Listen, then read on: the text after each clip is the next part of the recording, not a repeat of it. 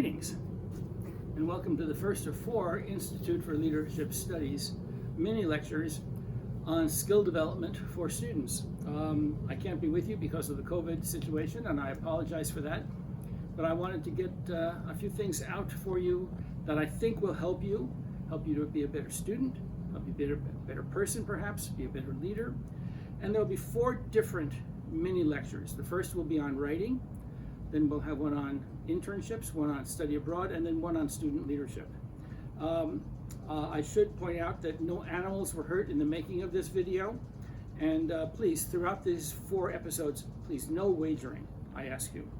So let's talk about writing. My goal is to get you to write more good, which means you shouldn't listen to me because I don't know what I'm saying. But good writing is an example of good and clear thinking. And so it's hard to write well if you don't think well. And so thinking is the key. You have to think through your writing. What do you want to say? How do you want to say it? What's your main thesis? What's the big statement you want to make? What evidence do you want to bring to bear? How do you want to persuasively make your case by using evidence? Evidence flows in a 1, 2, 3, 4, etc. sequence. And so there are a few tips to writing. You will write for the rest of your life. So you might as well learn how to do it now and do it well. The first thing I'd say, the first trick or gimmick, is to employ the KISS method. Keep it simple, stupid. The KISS method is a very good way for you to think through how you want to say something directly and clearly. And keep it simple, short, and direct. Rarely use long sentences, rarely use convoluted language. Write as you speak, conversationally. A lot of students think they have to impress the professor by writing in this really ornate way with lots of big words, long sentences. That is the last thing you should be doing. It's obvious you're not doing it well, and you're not doing it in a way that is to your benefit or to the reader's benefit. Don't try to overly impress. Keep it simple, stupid. Direct, clear sentences. That's what you should go for. And I said you should write the way you speak.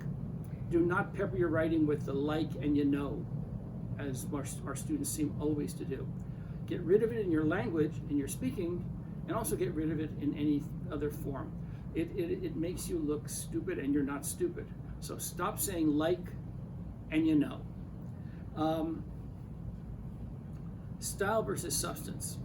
You might think, well, the key is to get the material down and to get the substance down, and that's absolutely true. It is a key.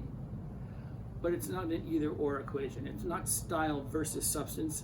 You need to have style and substance. That is another lesson in life to learn, that yes, you need to walk the walk as you talk the talk, but you also need to look the look. By that I mean, if you want to be professional, look professional, act professionally, speak professionally. Don't think that you can just get by with, you wouldn't go into a job interview wearing shorts and a t-shirt. So style and substance in your life, but also in your writing. And so there's no substitute for substance, but style takes substance and takes it from a B to an A level. And so both are important. Be conscious of both. How do you improve your writing style? I'll give you some hints on that in a moment, but there are just a few little quick things. One is think organizationally. When you're doing a paper, what I always do is I get a piece of writing paper out. I write title, intro, conclusion, and in the middle I write a couple of key themes I want to hit. And then I'll write an idea or two in there, and then I'll write a book, page something. And I'll start to fill up that one page. Then that one page becomes 5 pages, 1 page for intro, 1 for conclusion, and 3 pages for the 3 key areas I'm going to talk about. And then you fill that in a little bit more. From that, you write your first draft. And your first draft really is a first draft. I know time is of the essence, and so many of you have so many things on your plate. Try hard to do your work ahead of time so you can get a first draft out and then do a second draft, or in some cases a third or fourth draft even. And organization is key. If you do your preparatory work by outlining the way I suggested, you've already got it done. And in fact, what you do is you simply take those pages and put introduction and write your introduction. Andrew Jackson's election to the presidency, and write that. Andrew Jackson and Congress, you write that. Andrew Jackson and Native Americans, you write that. And then you have your conclusion. And so use headers. Use headers. They organize your thinking. They organize the reader's thinking so that when I read your papers, it's much easier for me to follow. So you're going from Andrew Jackson's election to Andrew Jackson and dealing with Congress. Okay, if you just write it out in flowing text, it might take a little while for my brain to make the transition. You do that for me. You make my job easier. Make any reader's job easier. Your job is to make the reader understand you. And headers really help. Do not overly use adverbs. This is a very, very important thing to say. You don't need all those very, very's. Keep it simple, stupid. Rarely use absolutes. That's one of the pet peeves I have, and it's just one of the flaws of most student writers. All Democrats believe. Well, if I can find one Democrat who doesn't believe that, you're wrong. So most Democrats believe. You think, oh, that's watered down. I need to make something firm and strong. Strong and wrong is still wrong. So when you write, rarely use absolutes. Absolutes only apply in the most extreme of circumstances. And so be really careful about using absolutes. If you want to become a really good writer, read good writing. The finest book in the English language is a translation. And it's a book called The Leopard by Lampedusa. It's a book about Italy in the late 1800s and about the transition from being a series of independent states to a nation. The book is so eloquently and beautifully written. If you want to learn to read, to write well, read good writing. And there are books that you can get that will really help you. Let me give you a couple that I have used, that have helped me, that I think can really help you. You don't need to get them all. Get one of them, study it. They're all short books. One is by Anne Lamott, Lamott, called Bird by Bird. That's a very conversational book about writing. Another, the one that I first used, and it was given to me by my mentor.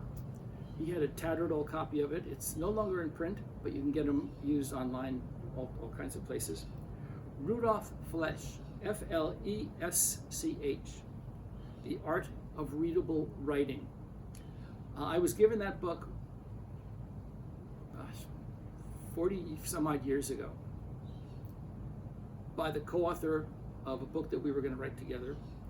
And he was a star. He was the superstar, and I was coming on to a project of a textbook that he was doing. And he wanted me to learn how to write. He liked my writing. He says, but you got to get better. You're not up to where you should be. I was offended, but I knew he was right. He gave me the Flesch book, and I learned so much. Another book that's very good, a newer book, is William Zissner, Z-I-S-S-N-E-R, On Writing Well. Very good, very clear book.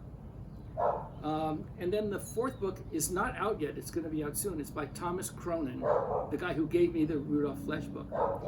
He's written a book called The Right Stuff. It'll be out, I think, probably when you see this, it'll be out in a few weeks. Keep an eye out for it. It's really short. It's the best single thing I've ever seen on writing. So why should you do this? To improve yourself. Invest in yourself. There's no better investment you can make than to invest in yourself. So if you care about yourself, your future, if you care about making progress, if you care about getting further and further along, doing better and better, invest in yourself. And a good book on writing is a good investment in yourself. And so, what are your role models? Who are the writers you ought to read? I read James McGregor Burns every time I start a new project. James McGregor Burns was a historian and political scientist in the days when you could be both. And he was the president of both national associations at different times. And he's won Pulitzer Prizes. He has a 2-volume series on Franklin Roosevelt. And whenever I start a new project, a big project, I'll go back and read a few chapters of his. because he's such a good writer on the social sciences. Another great writer is the sports writer Red Barber. There are collections of his writings. He uses similes beautifully, analogies beautifully. And he said, great line, writing is really easy. You just sit down at a table and open a vein. Some truth to that.